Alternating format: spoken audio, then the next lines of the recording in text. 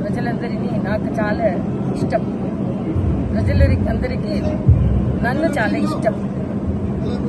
అందుకే నేను తమిళనాడు ఎలక్షన్ పూర్తి చేయిన తర్వాత నేను ఇక్కడ వచ్చాను.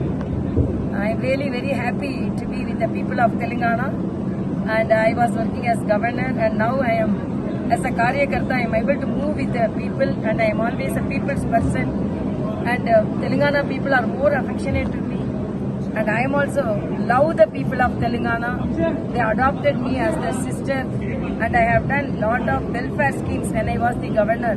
I have adopted 6 villages and I have done lot of things to the tribal population. Even now the Gangaputra brothers and sisters, I have always supported to them and they also supported me. So I am really very happy to be with the people of Telangana and I enjoy the presence here and I want we all want our Honorable Prime Minister to be the Prime Minister again. 3rd time he will be the Prime Minister. So other parties, whether the people vote for Congress or BRS, they do not have a Prime Ministerial candidate. We are very proud that we are having a very strong Prime Ministerial candidate and the country should be safe. The country should be protected. And another false propaganda they are all telling, the SC/ST backward reservation will be abolished. That's a wrong propaganda.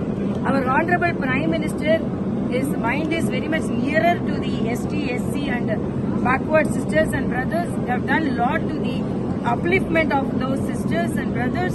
So it is a false propaganda. I strongly condemn the opponents who are falsely propagating that if the BJP comes to power, the SC/ST and the backward reservation will be taken away. So I want to assure the people that you are all with us and definitely we want more MPs, BJP MPs from Telangana and we want more central ministers from Telangana so that Telangana will have more support from the center, more central schemes and people should be prosperous. My only aim is Telangana people should be happy and prosperous. Thank you.